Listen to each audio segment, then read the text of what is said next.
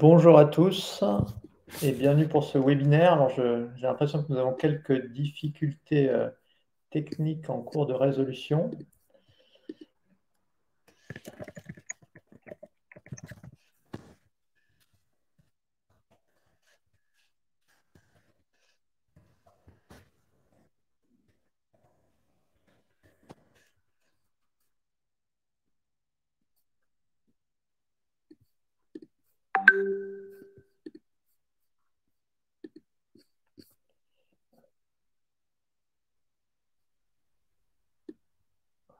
Je ne sais pas si Oyab est avec nous.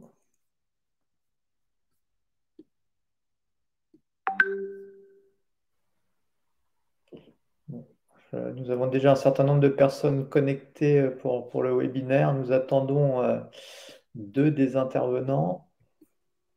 Ah, voilà Oyab qui nous a rejoint Oui, bonsoir. et que nous entendons. Parfait. Super. Euh, Bon, nous avons un certain nombre de connectés.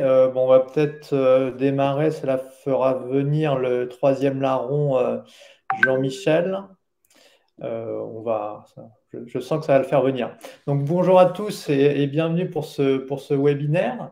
Donc, ce soir, nous allons discuter Apocalypse, leadership et séries télé. Pour se faire autour de la table, alors même si nous ne sommes pas au complet, je dirais nous avons le plus important puisque Oyab, enseignant-chercheur à Neoma Business School, est avec nous. Et normalement, Jean-Michel Huet. Ah, voilà, voilà. Bonjour Jean-Michel, on est juste de lancer. Quelle Je entrée! vois J'ai fait un petit clin d'œil. je vois que tu as fait fort en lien avec la thématique de ce soir.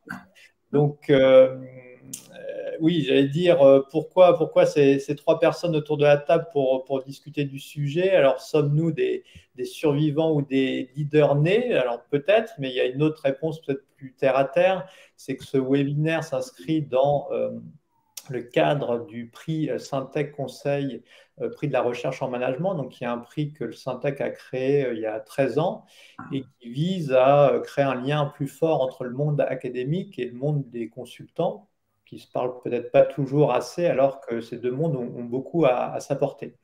Et donc, dans le cadre de la dernière édition, la 13e édition, l'un des articles de OEAB a reçu un coup de cœur de la part du jury dans la catégorie réinventer le management. Et donc, un coup de cœur, je dirais, pas quelque chose que le jury décerne forcément chaque année. Mais là, je dirais, le côté très actuel de l'article de OEAB, alors je dirais malheureusement actuel, puisque donc se poser la question de que faire en cas d'apocalypse ou du moins en cas de crise est devenu quelque chose de relativement courant, tant le mot crise est devenu un objet du quotidien. Donc ce côté actuel nous a évidemment interpellés. Et évidemment le côté assez rafraîchissant puisque bon, le jury voit passer un certain nombre d'articles de recherche en management et un certain nombre d'entre eux sont relativement arides. Donc, j'irai avoir le plaisir de pouvoir se plonger dans l'univers d'une série télévisée nous a pas mal changé et ça a un côté assez pédagogique aussi. Donc, voilà les raisons principales du coup de cœur. Donc maintenant, je vais laisser la parole à Oya, mais peut-être avec deux questions. Donc, une première assez typique, c'est peut-être tout simplement, est-ce que tu peux nous présenter en quelques 10 minutes, challenge un peu les principaux travaux et conclusions peut-être de ces recherches-là. Et une deuxième peut-être plus atypique et en lien avec ce travail atypique justement que tu as fait, c'est comment est-ce qu'on décide, je dirais, de se plonger dans l'univers de TF1, OCS, Netflix, etc. pour bosser et écrire un article de recherche en management plutôt que d'aller à la BNF, hein, même si les deux sont probablement pas incompatibles. Voilà, je te laisse avec ces questions. Ok, alors j'ai un petit document que je peux peut-être partager. Avec plaisir. Alors, comment on fait? Partager. Alors, je vais essayer de partager un document et puis je vais vous expliquer. Donc, En fait, l'histoire a commencé par un appel à publication pour un ouvrage qui s'appelait à l'époque de MacGyver à Mad Men, quand les séries télé nous enseignent le management. C'était un projet que j'avais trouvé assez intéressant d'un collègue enseignant-chercheur qui nous a invités donc à contribuer.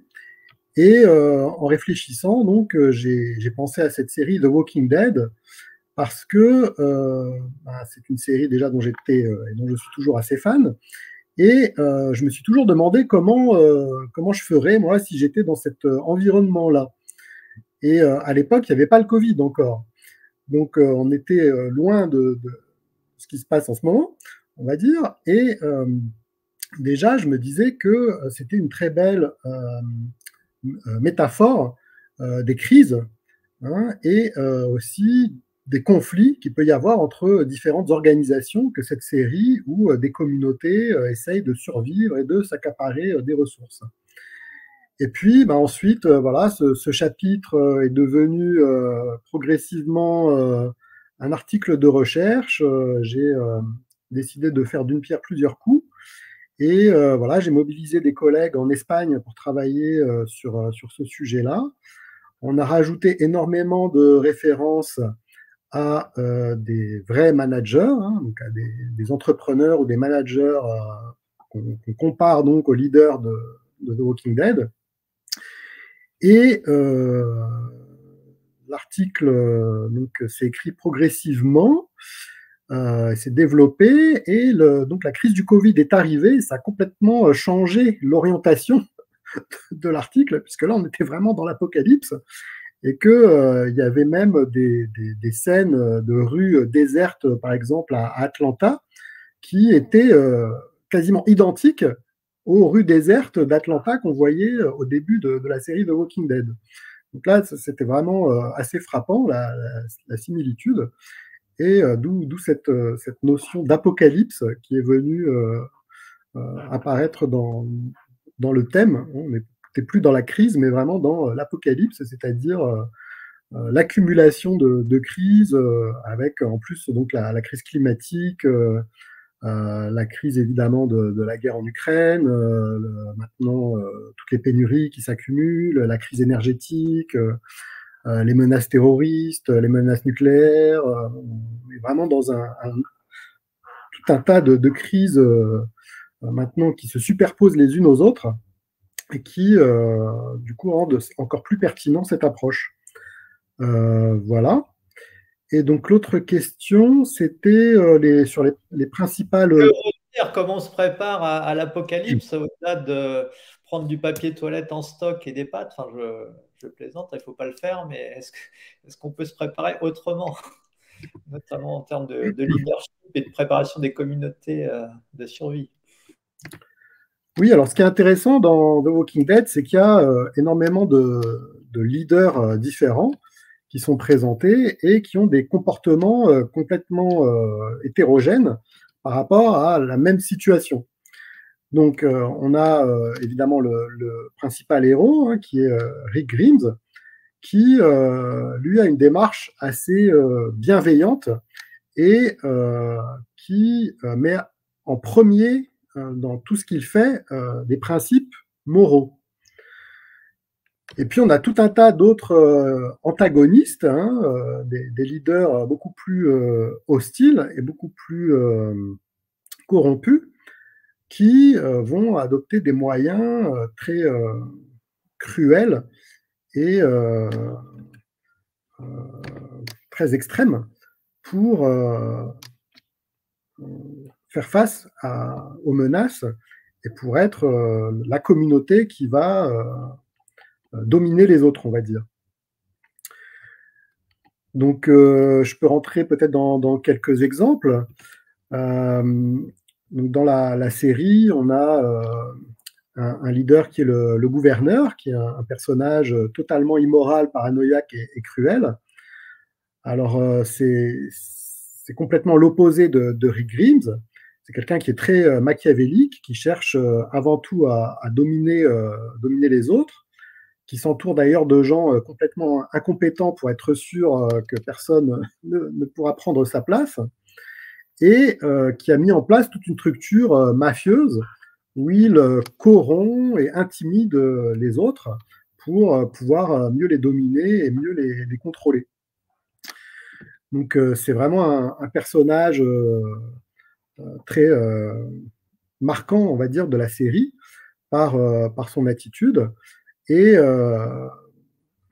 c'est quelqu'un qui a beaucoup évolué. Il y a plusieurs flashbacks où on voit qu'avant, il n'était pas du tout comme ça. C'est vraiment la crise qui l'a rendu comme ça. Donc la pandémie de The Walking Dead qui l'a transformé. Avant, voilà, c'était quelqu'un qui était plutôt bon, mais voilà, il a été corrompu complètement par cette crise. Un autre exemple, c'est celui de Gareth. Donc Gareth, c'est le leader d'une communauté qui s'appelle Terminus.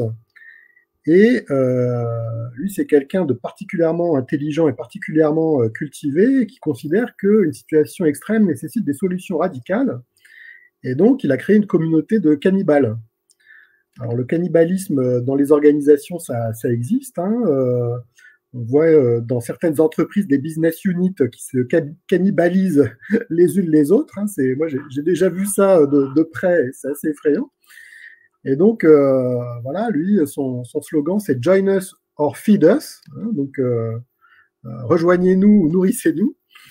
Et il voit finalement toutes les personnes qu'il rencontre comme un repas potentiel. Donc, il a vraiment perdu toute humanité et il considère que c'est justifié par la situation dans laquelle ils sont. Un autre leader très important dans The Walking Dead, c'est Negan. Donc, Negan, c'est un gourou mégalomane qui a créé comme une sorte de secte. Donc, sa communauté s'appelle les Sauveurs. Leur base s'appelle le Sanctuaire. Leur cri de ralliement, c'est I am Negan, hein, je suis Negan. Donc, tout le monde doit dire le nom du leader. Hein, ça fait vraiment secte. Et bon, Negan, il ne tue pas les gens, lui, il préfère les humilier et les soumettre. Hein, il aime bien que les gens se mettent à genoux devant lui, se prosternent devant lui.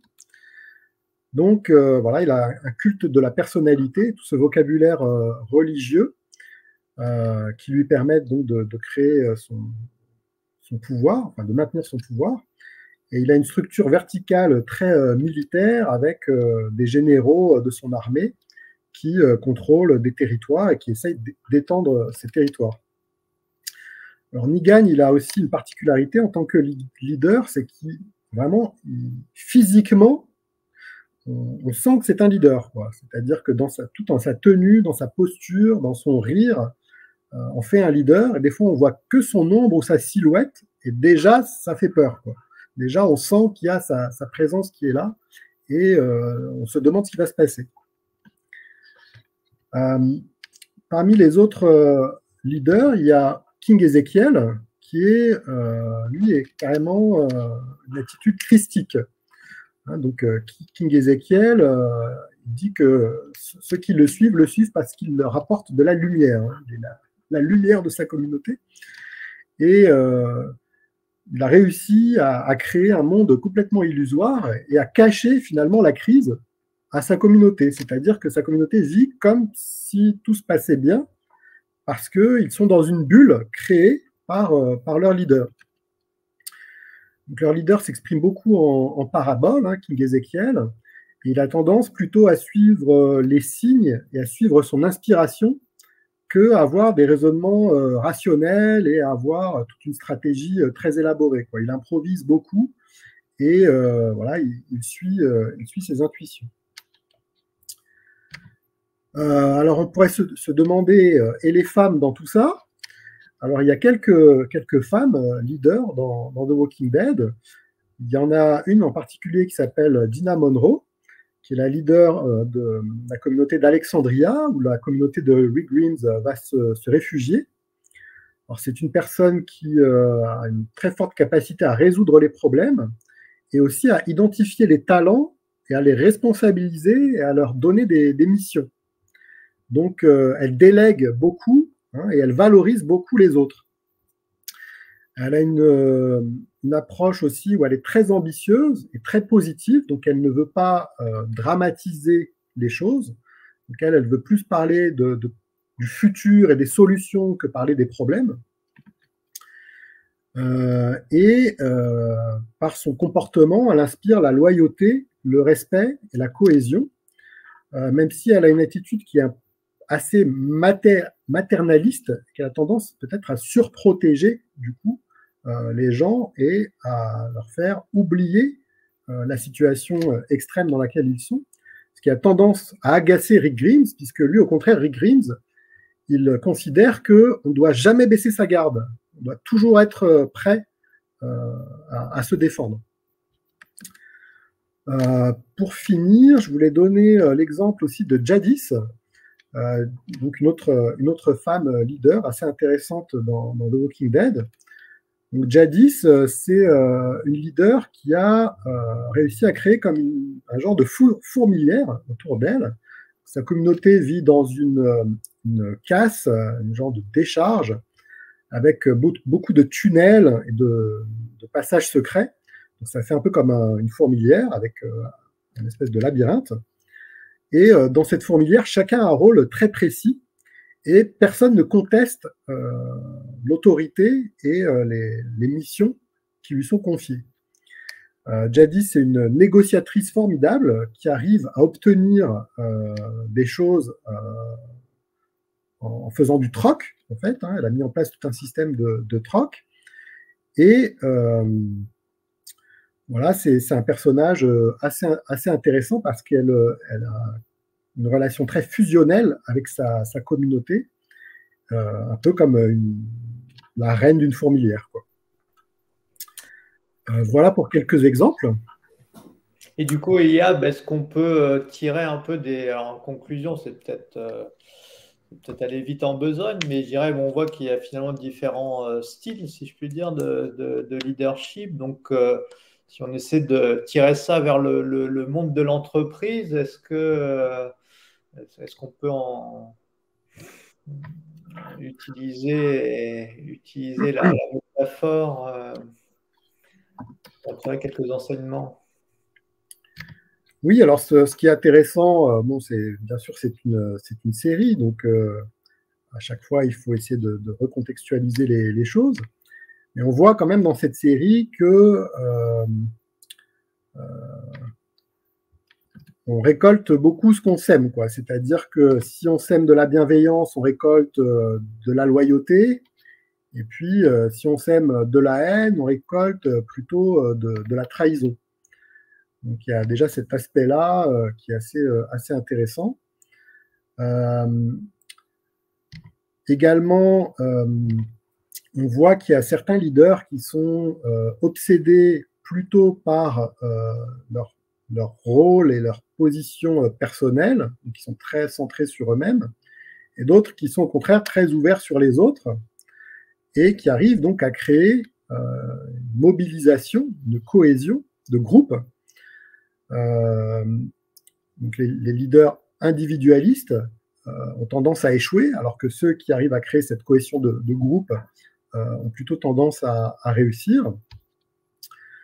Ce qu'on voit aussi, c'est qu'il y a beaucoup de leaders qui sont au départ des personnes qui n'avaient pas vocation à l'être.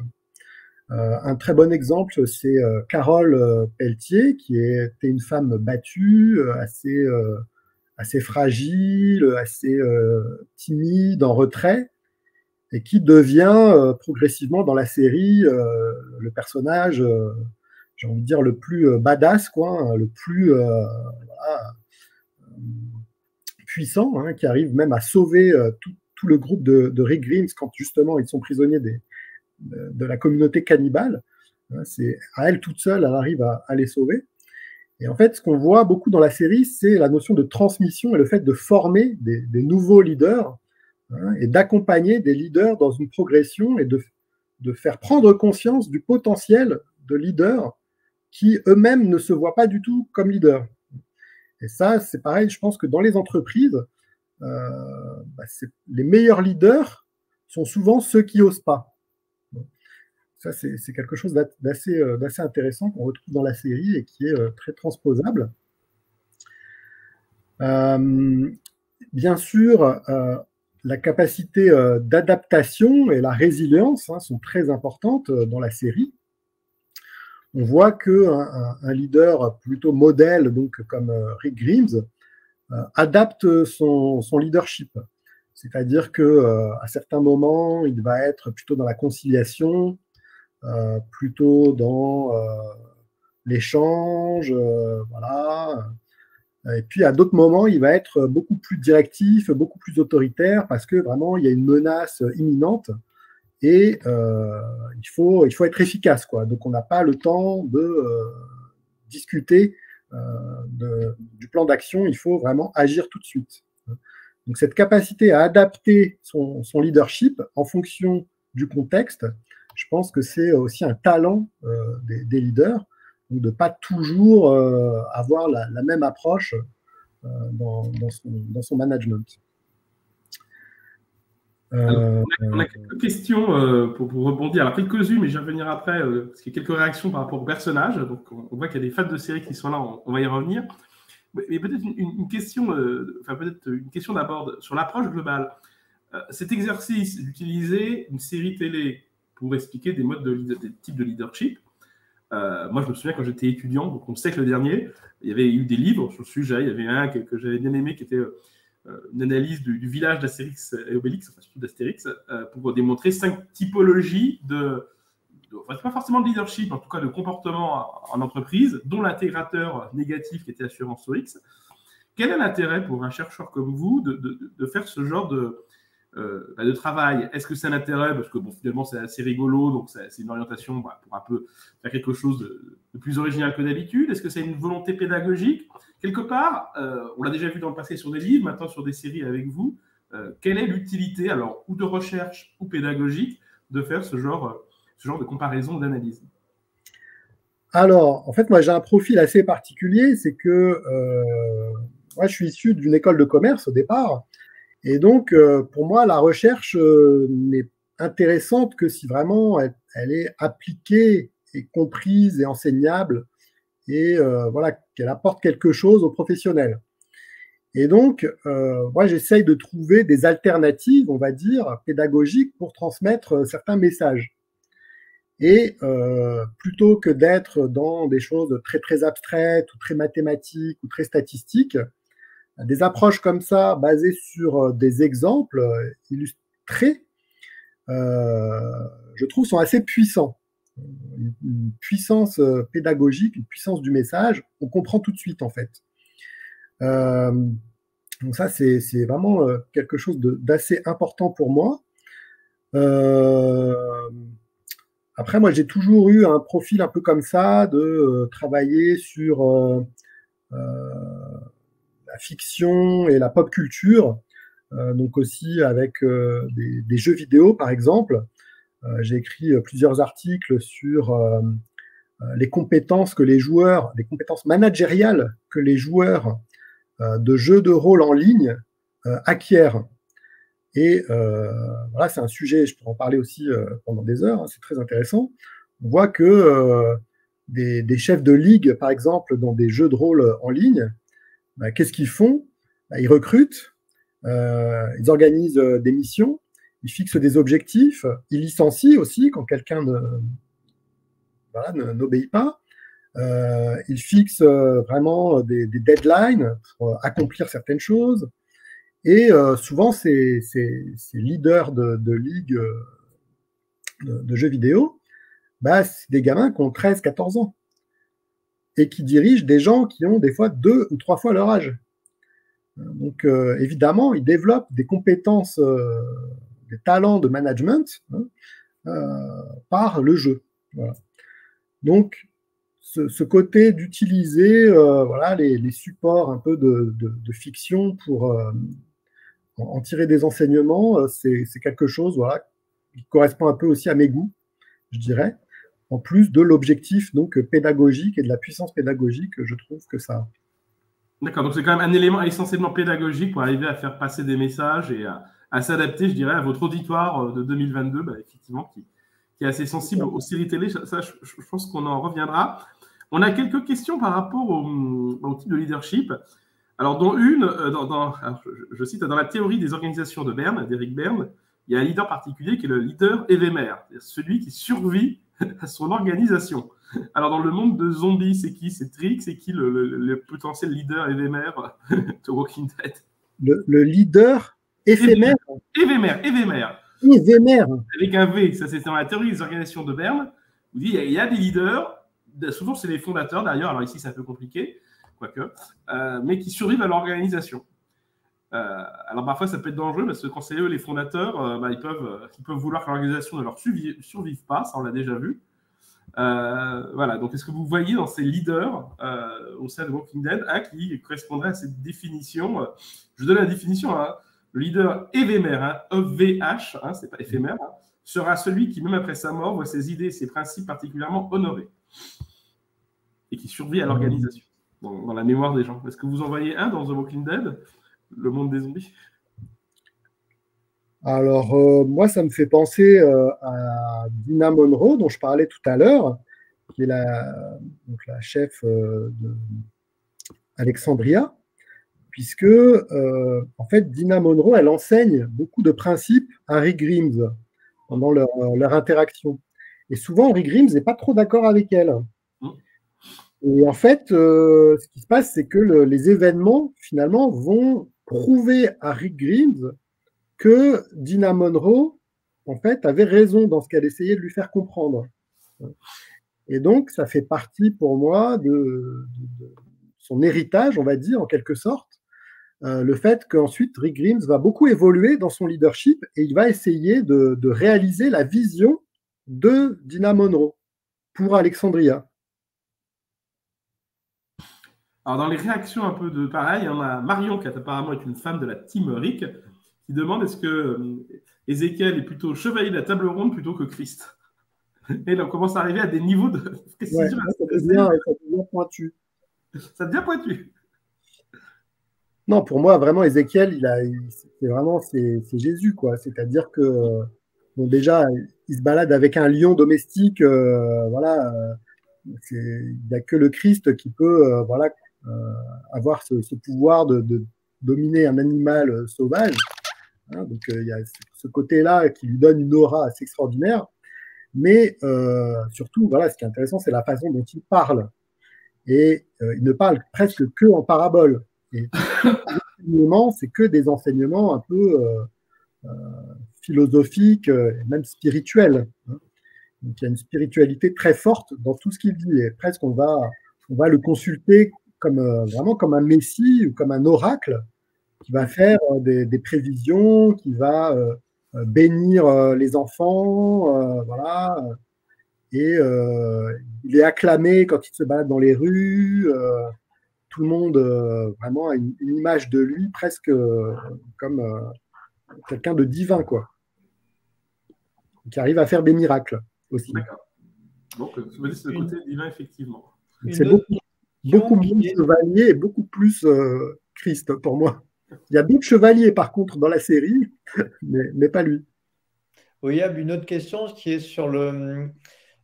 Bon, il y a énormément de travaux de recherche sur le leadership depuis fort longtemps. Là, quelque part, il y a cette spécificité du monde apocalyptique. Et est-ce que cette dimension-là apporte, je dirais, un enseignement complémentaire? Enfin, est-ce que ça amène à des conclusions, à des besoins de leadership différents Oui, alors ce qu'on démontre dans l'article, c'est une tendance d'ailleurs qu'on vit actuellement, hein, qui est le besoin de bienveillance. Hein, donc le besoin de vraiment de considération, de relations positives, de bien-être. Et en fait, il y a tellement de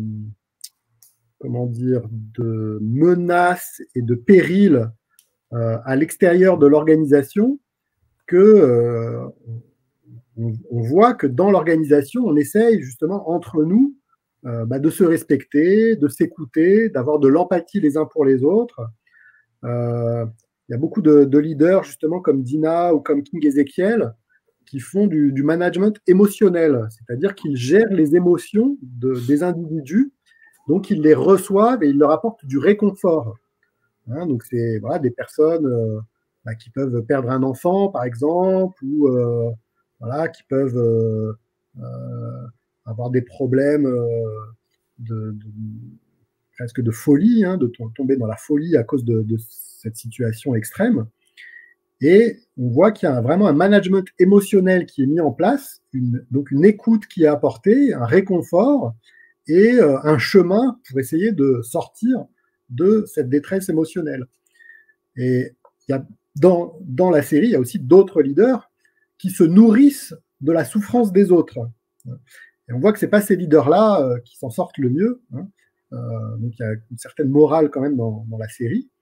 Et je pense que ça, vraiment, c'est transposable dans les situations de crise qu'on vit actuellement, et que c'est les communautés qui sont les plus positives, les plus soudées, les plus bienveillantes les uns avec les autres, qui ont le plus de résilience face aux crises.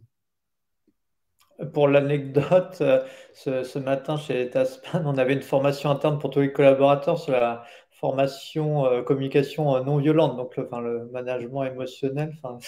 C'est amusant que le webinaire tombe ce soir pour mettre en évidence ce point-là qui effectivement semble assez d'actualité. Peut-être une autre question là que je vois sur je le mettais dans la discussion, mais donc le fait de se plonger dans un univers comme ça un petit peu particulier des séries me faisait penser à Albéric Tellier, un autre enseignant-chercheur qui, je crois, Jean-Michel, par 2 reprises a été lauréat du prix avec 2 de ses livres qui filaient la métaphore sur les artistes dans le domaine de la musique. Et donc voilà, il avait réussi à faire 2 tomes, je ne sais pas, 2 années d'écart peut-être. Et du coup, je me disais, est-ce que ce travail de recherche en s'enrichissant, en prenant le matériau de séries télévisées, est-ce que du coup, ça vous a donné des idées? Alors, je ne sais pas si vous êtes fan d'autres séries, mais est-ce que vous avez envie de creuser le filon? C'est quoi la prochaine série à regarder, en fait? Ouais, voilà. Est-ce que... Alors là, je travaille sur un article de recherche qui montre comment on peut apprendre à gérer une pandémie en s'appuyant sur des jeux vidéo centrés sur les pandémies. Et on voit qu'en fait, il y a plusieurs exemples qui existent, mais il y a certains jeux qui sont tellement pointus, qui sont construits sur la base de faits scientifiques, qui sont même utilisés dans des cours dans certaines universités pour enseigner des vrais étudiants en médecine. Donc, voilà, je travaille en ce moment sur un article qui prend des jeux vidéo de divertissement, hein, donc pas des serious games, mais des vrais jeux vidéo d'amusement. Donc, j'avais mis trois exemples de jeux et 3 études de cas, et puis voilà, j'essaye d'expliquer comment utiliser ces jeux dans un contexte pédagogique. Alors, il va peut-être falloir songer à embaucher Marion, parce que visiblement, elle a des idées de séries sur lesquelles il y a des choses à faire. Donc Battlestar Galactica.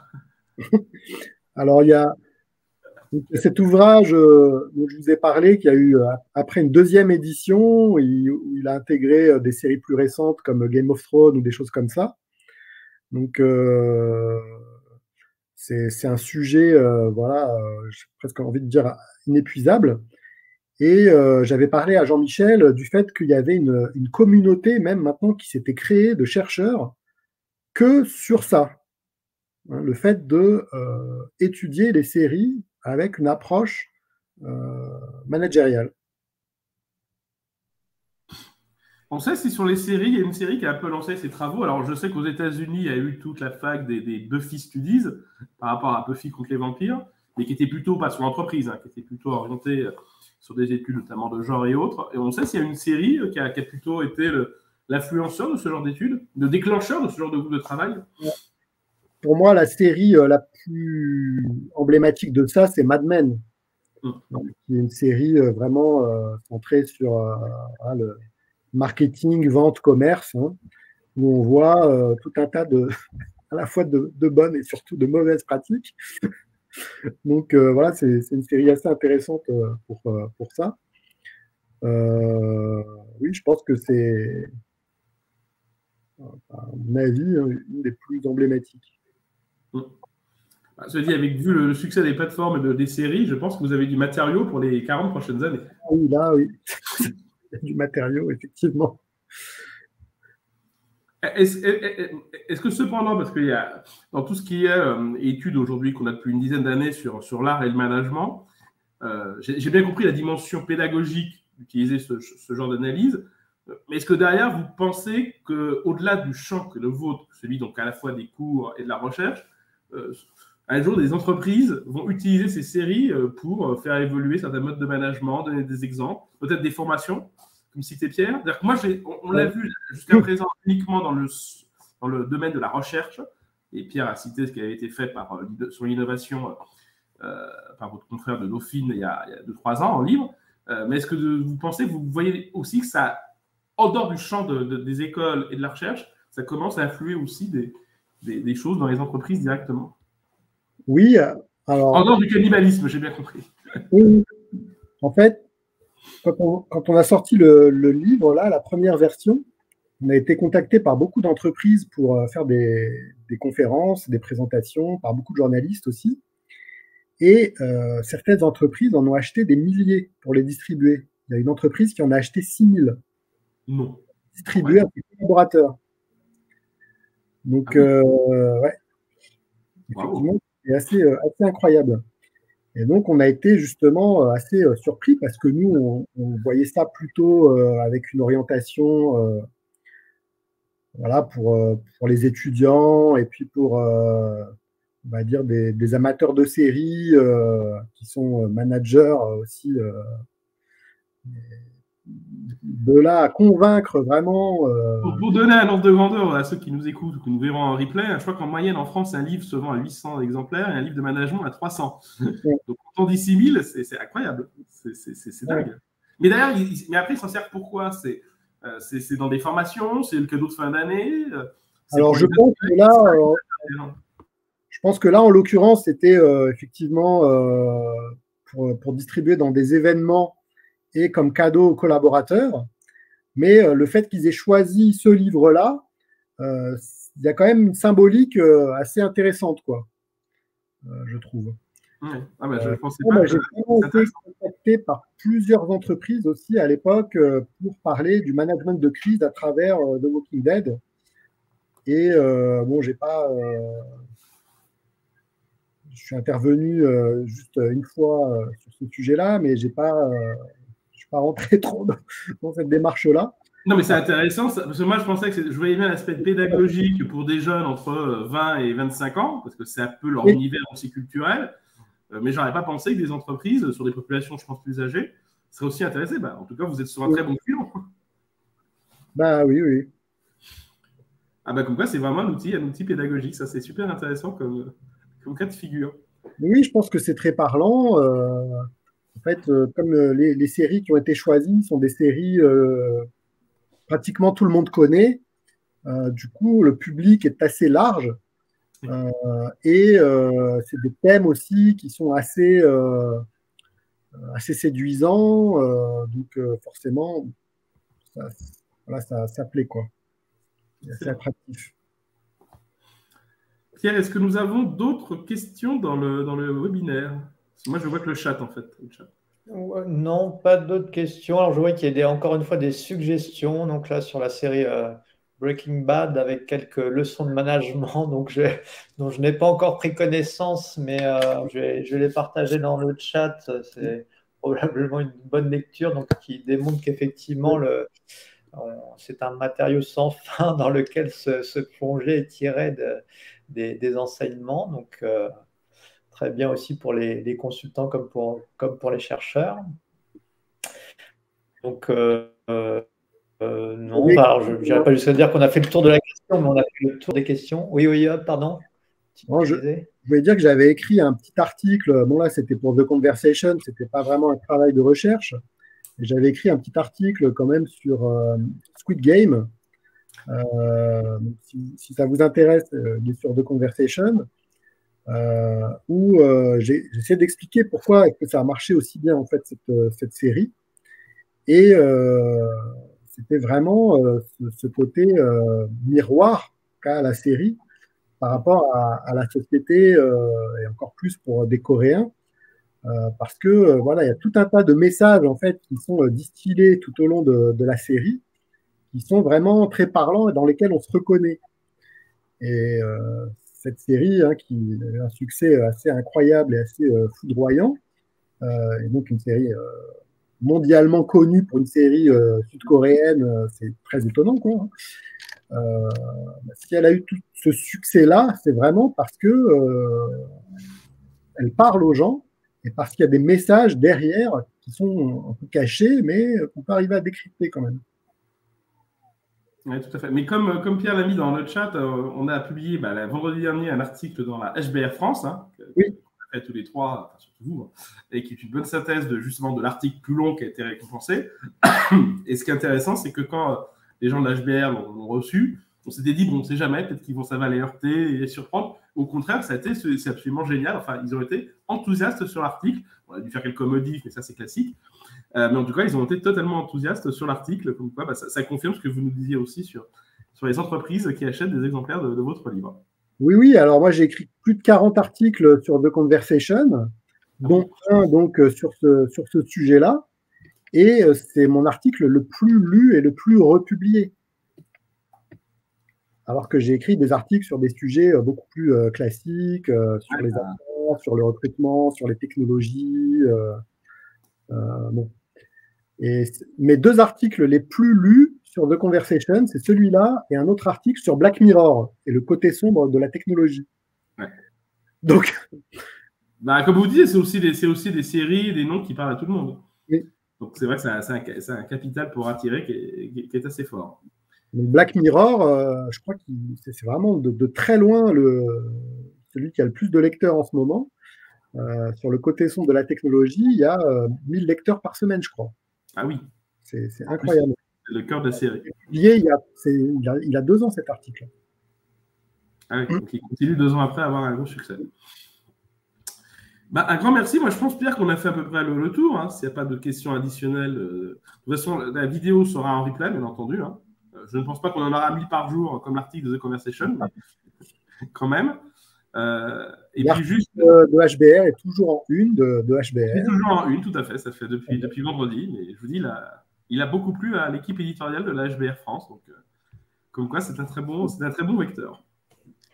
Peut-être, Jean-Michel, tu peux évoquer, puisque donc là, on est dans le cadre d'une série de webinaires en lien avec le prix Syntec. Je crois que tu en as encore un auquel je ne participe pas cette fois-ci. Une fois, je fais des infidélités.